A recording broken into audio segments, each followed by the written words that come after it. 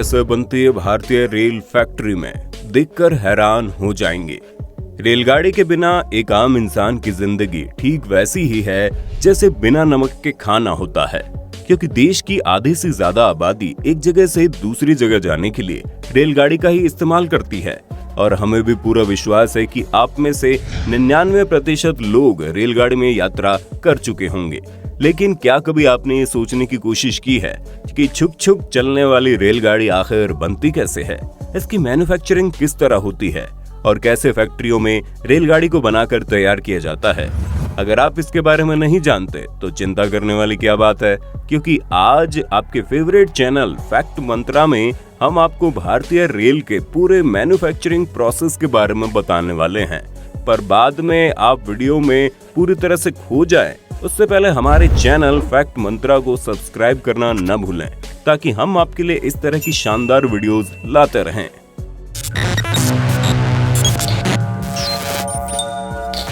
Railway track. आइए दोस्तों, शुरुआत करते हैं रेल की पटरियां बनाने से, क्योंकि बिना पटरियों के रेलगाड़ी का चलना मुश्किल ही नहीं, नामुमकिन है। एक रेलगाड़ी को उसकी मंजिल तक पहुंचाने का काम रेल की पटरियां ही तो करती है। और जब बात इनकी मैन्युफैक्चरिंग की आती है तो दोस्तों, रेल की पटरियां बनाने के लिए सबसे पहले लोहे को 1600 डिग्री में पिघलाया जाता है और फिर इस गर्मा गर्म लावा को एक बड़े से कंटेनर में डाला जाता है, जिसके बाद इस कंटेनर में जो लावा है वो ट्यूब के जरिए सांचे में जाता है और फिर ये सांचा उस पिघले हुए लोहे को एक लंबे रेक्टेंगुलर टुकड़े में बदल देता है और फिर बाद में एक पावरफुल फ्लेम इन टुकड़ों को काटती चली जाती है।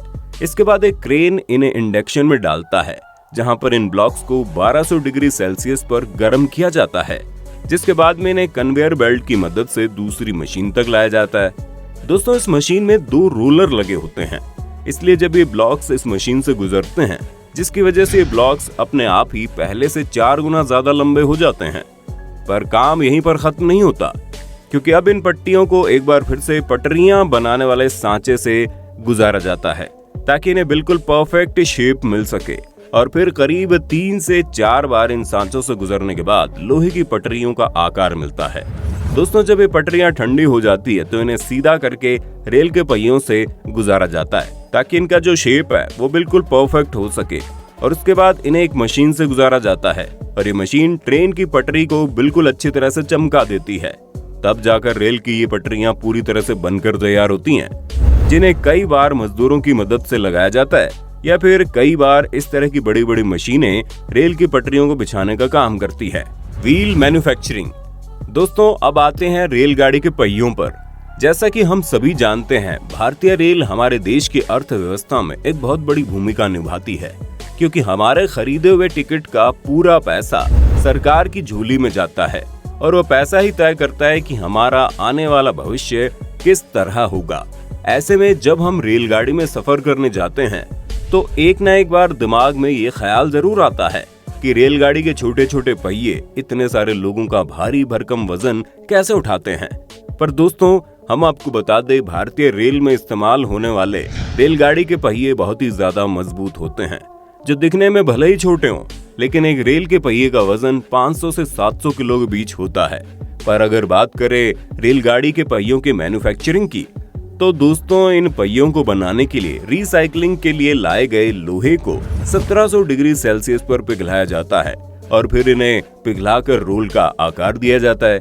अब ये मशीन इन रोल को इस तरह एक सही आकार में काट देती है। इसके बाद इन कटे हुए हिस्सों को कन्वेयर की मदद से इंडक्शन में डाला जाता है। ये इंजेक्शन बहुत ही ज्यादा गर्म होता है, जो मात्र 20 मिनट में 15 लोहे की रॉड को गर्म करके बिल्कुल लाल कर देता है। बाद में ये रोल कन्वेयर के जरिए दूसरे इंडक्शन तक अपनी पूरी दूरी तय करता है।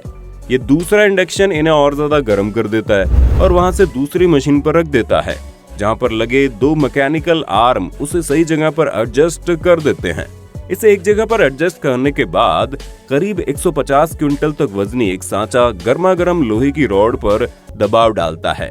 करीब 2 से 3 बार दबाव डालने के बाद ये रॉड रेल के पहियों की तरह दिखने लगती है, जहां एक मशीन के जरिए इन्हें बिल्कुल परफेक्ट आकार मिलता है और इन्हें सांचों में प्रेस कर दिया जाता है, जहां इन पहियों के एक्स्ट्रा पार्ट को निकाल दिया जाता है। एक सेंसर पहियों की लंबाई और उसकी बनावट को चेक करता है, जिससे पूरी तरह से कंप्यूटर से ऑपरेट किया जाता है और सब कुछ ठीक होने पर ही इन्हें आगे के प्रोसेस के लिए भेजा जाता है, जहां सबसे पहले इन्हें पानी में ठंडा करते हैं और बाद में मशीन की मदद से इन पहियों को घिसकर चमका दिया जाता है। जब पहिए पूरी तरह से तैयार हो जाते हैं तो इन्हें कलरिंग वगैरह करके रेल की पटरी पर चलने के लिए तैयार कर दिया जाता है।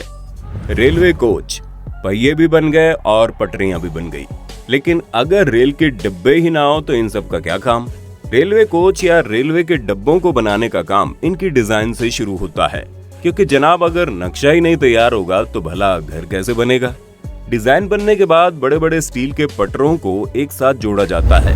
वर्कर्स बाद में इनकी वेल्डिंग करते हैं। स्टील की इन शीट्स को काफी सटीकता से जोड़ा जाता है ताकि किसी भी प्रकार की कोई दुर्घटना ना हो।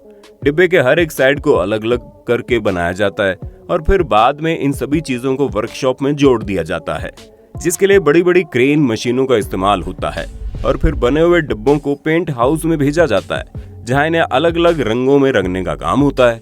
दूसरी तरफ डिब्बों के नीचे के पार्ट को पहिए लगाकर जॉइन कर दिया जाता है और उसी के साथ ब्रेकिंग सिस्टम भी इनमें लगाया जाता है। बाद में बनाए गए रेल के डिब्बों को पहियों से जॉइन किया जाता है और फिर इनकी फर्निशिंग और सिटिंग अरेंजमेंट का इंतजाम होता है, जिसमें ट्रेन में आने वाले इलेक्ट्रिसिटी से लेकर टॉयलेट तक का काम किया जाता है। अब इस बने हुए कोच या फिर डिब्बे को रेल की पटरी पर लाने से पहले एक बार इसकी जांच की जाती है और जब सब कुछ सही होता है तो इन्हें रेल की पटरी पर ले जाया जाता है। इंजन, अब तक आपने देखा सब कुछ बन गया, लेकिन ट्रेन को चलाने के लिए इंजन का तो होना जरूरी है ना, क्योंकि ट्रेन चाहे जितने भी शानदार क्यों ना हो, जब तक इंजन नहीं होगा तब तक ट्रेन एक कदम भी आगे नहीं चल सकती।